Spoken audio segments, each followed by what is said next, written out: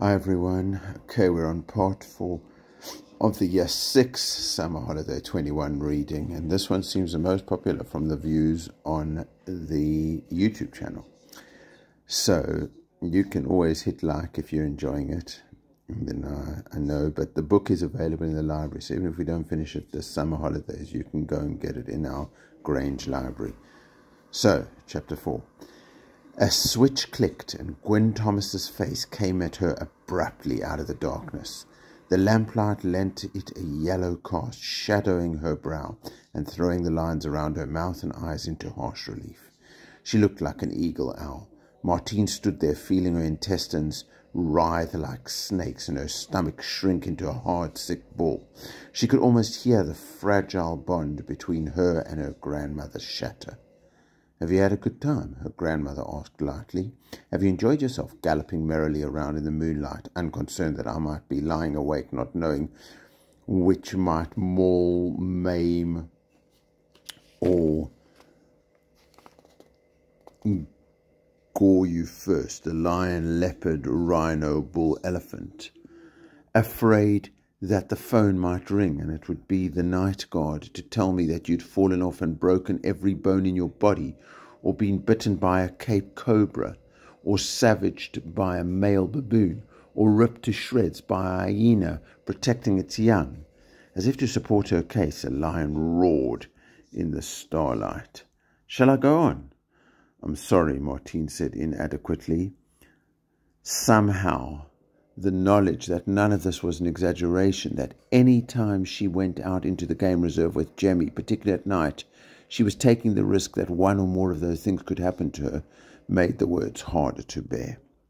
Her grandmother's face was a mask of fury and disappointment.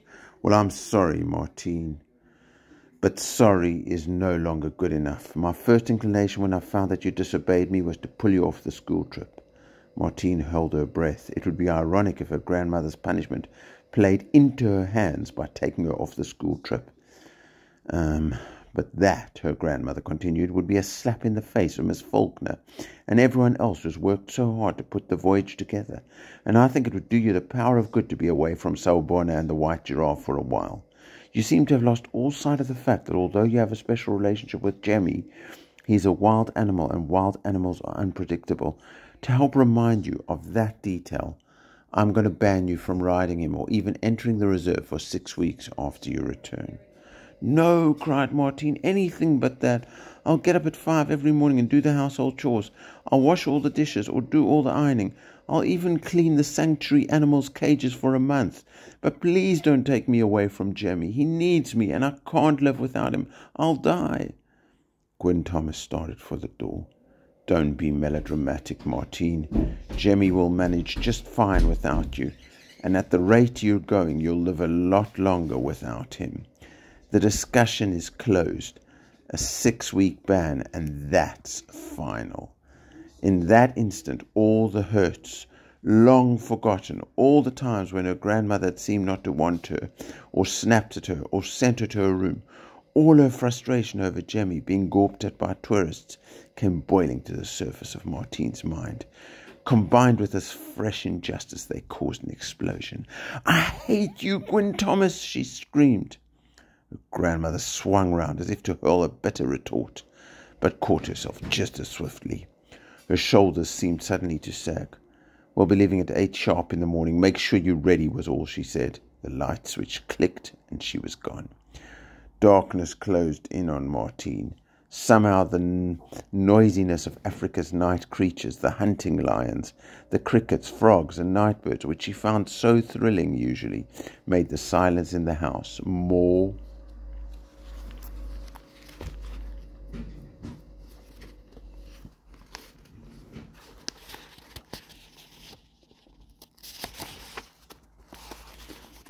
terrible. The cruel words lingered in the air. Martine was racked with equal parts of shame and resentment. She tried and failed to picture 2 whole months without Jemmy. The school trip plus a 6-week punishment. She was quite sure she'd be eaten up by loneliness. The that the loneliness would devour her millimetre by millimetre like a flesh-eating bug until there was nothing left. It was almost morning before she fell into a sudden sleep, plagued with visions of circling sharks. And this time they were closer than ever. Breakfast was a tense and tasteless affair of hard-boiled eggs and toast, after which she and her grandmother drove to the school in silence. "I think you need to think long and hard about your behaviour while you're away," Gwen Thomas said as she lifted Martine's bag from the boot of the car. "And when you come back, we'll have to discuss your future at Soubonne." They stood staring at each other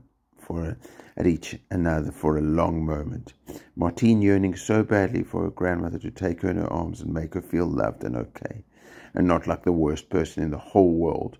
There was a physical ache in her chest. But Gwen Thomas merely laid an impersonal hand on her shoulder. "Goodbye, Martine," she said. "See you soon." Then she climbed into her battered red Datsun and drove away. It took all the self-control Martine possessed not to run after the car. Instead, she walked pale and wretched into the rose-lined school courtyard, where the rest of her class were chatting and fooling around in the morning sunshine. Usually Martine loved the aroma wafting from the canteen, but today it made her feel nauseous. She began to wish that she hadn't forced down the boiled eggs. "Cheer up, Martine, it might never happen," called out Claudius Pierre, who was lounging at one of the rustic wooden tables, a can of Coke in his hand. His friends laughed raucously. Martine gave him the most withering look she was capable of.